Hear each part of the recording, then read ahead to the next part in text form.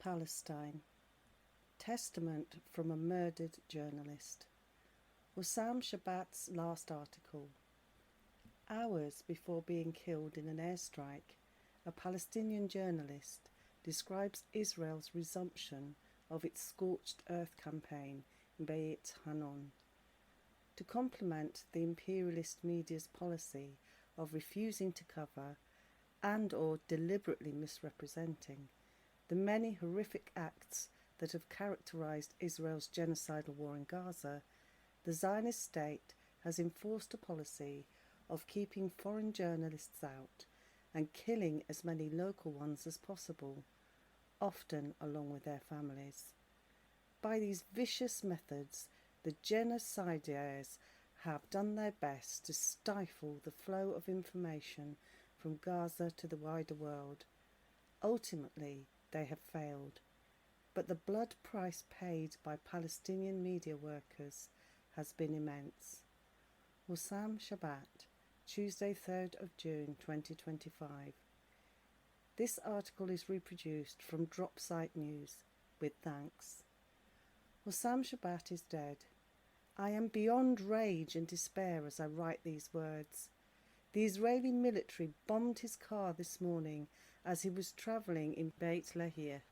Videos fill my screen of his body lying on the street, carried to the hospital, grieved by his colleagues and loved ones. These are the kinds of tragic scenes Hossam himself would so often document for the world. He was an exemplary journalist, brave, tireless, and dedicated to telling the story of Palestinians in Gaza. Hossam was one of a handful of reporters who remained in northern Gaza throughout Israel's genocidal war.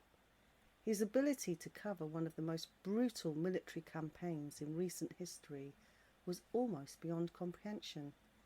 He bore witness to untold death and suffering on an almost daily basis for 17 months. He was displaced over 20 times. He was often hungry. He buried many of his journalist colleagues. In November, he was wounded in an Israeli airstrike. I still can't believe I am referring to him in the past tense. Israel obliterates the present. When I contacted Hossam in November to ask him to write for Dropsite News, he was enthusiastic. Quotes, "Greetings, Habibi, dear. May God keep you. I am very happy to have this opportunity," he wrote. "There are so many ideas, scenes, stories." End quote. His first dispatch for Dropsite was a searing account of a vicious mass expulsion campaign by the Israeli military in Beit Hanoun that forced thousands of Palestinian families to flee one of the last remaining shelters in the besieged town. Quotes, "Some of the wounded fell on the road with no hope of getting treatment. I was walking with my sister in the street," said Rahaf, 16. She and her sister were the sole survivors in their family of an earlier airstrike that killed 70 people. "Suddenly, my sister fell due to the bombing. I saw blood pouring from her, but I couldn't do anything. I left her in the street and no one pulled her out. I was screaming, but no one heard me." End quote. His writing was lyrical and arresting. I struggled to translate and edit his pieces, to do them justice, to convey his emotive use of Arabic into something relatable in English. In the typical editorial seesaw, back and forth, of finalising a piece, I would often return to him with clarifications and questions, asking him for additional details and direct quotes. He was always quick to respond, despite his extraordinary circumstances. In January, Hossam filed a piece about the 3 days between when the ceasefire deal was announced and when it was scheduled to be implemented, a period when Israel escalated its bombing campaign across Gaza. Quotes, "They targeted the Al-Falah school. They bombed an entire residential block in Jabalia. They killed families, like the Alouche family, whose bodies have not yet been recovered and still lie under and over the rubble.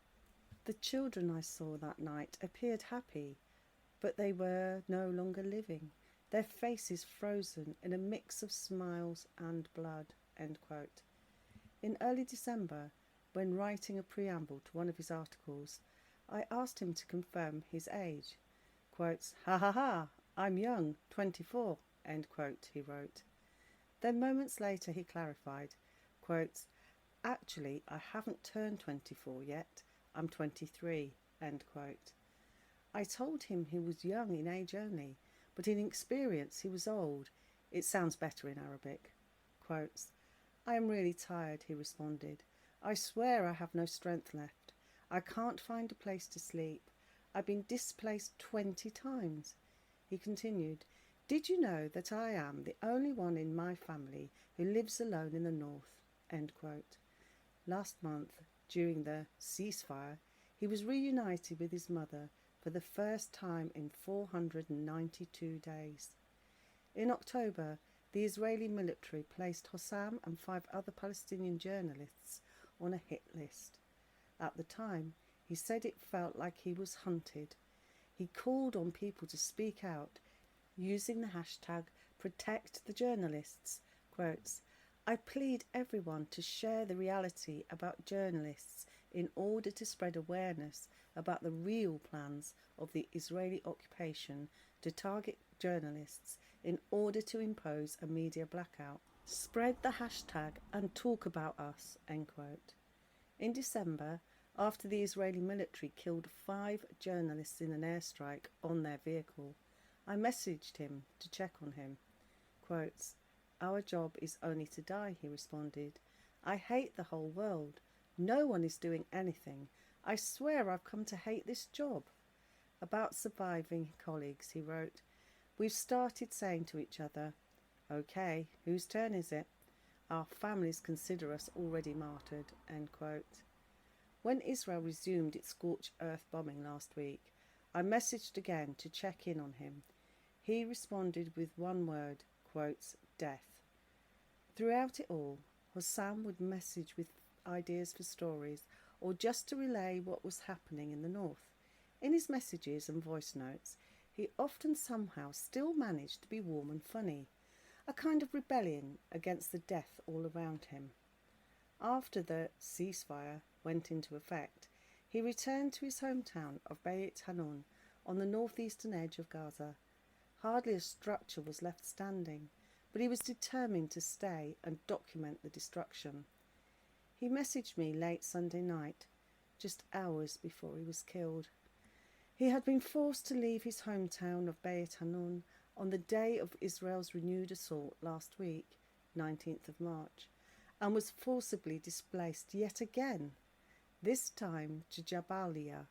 We had agreed on him writing a piece about the attack last week and what he had witnessed. Quotes, "Habibi," he wrote, "I miss you."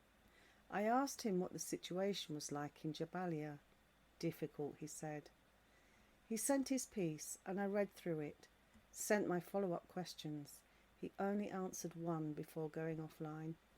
I messaged him again as soon as I woke up this morning. I didn't yet know that he had been killed. What you are about to read is Hossam's last article. I translated it through tears. Sharif Abel Kudos. Report from the front line of Israel's war of annihilation. Beit Hanoun, Gaza. The night was dark and cautiously quiet. Everyone fell into an anxious sleep, but the tranquility was quickly shattered by deafening screams. As the bombs rained down, the walls of neighbours announced the first moments of the resumption of Israel's military campaign. Beit Hanoun was plunged into panic and terror. Cries of distress rose amid the screech of the shells in a scene that reflected the magnitude of the disaster engulfing the city.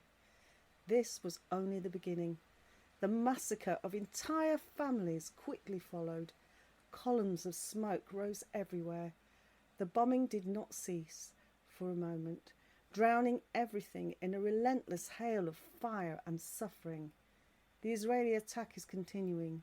The occupation is practicing its brutality with unprecedented bombardment, leaving behind horrific scenes of destruction and bloodshed.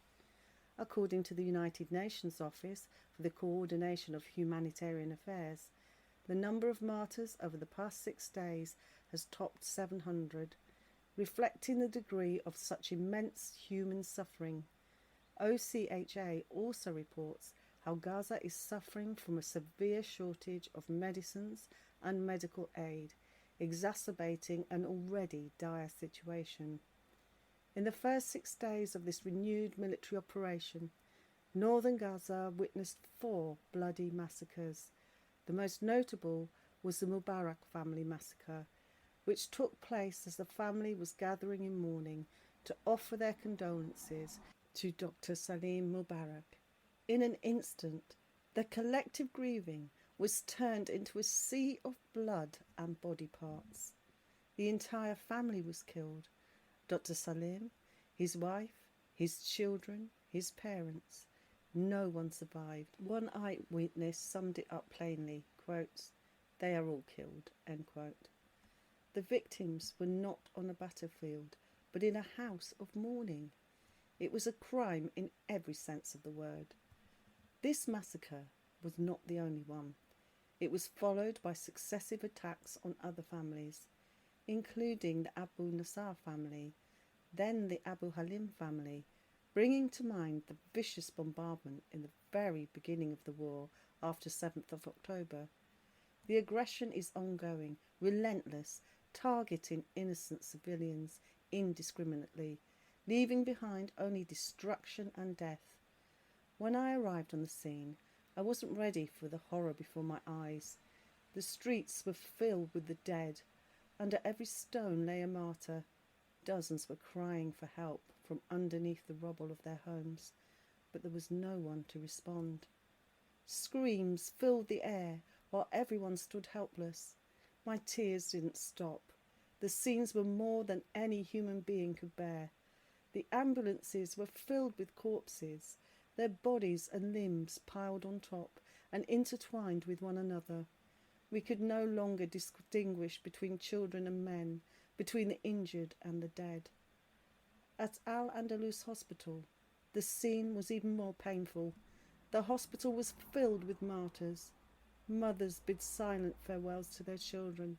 Medical staff worked in horrific conditions, trying to treat the injured with only the most basic means available. It was an impossible situation, with massive numbers of dead and wounded being brought in at a terrifying rate.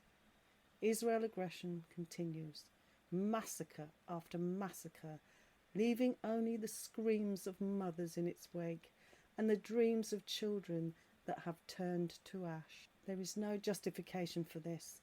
Everything is being crushed. The lives of innocent people, their dignity, and their hope for a better future.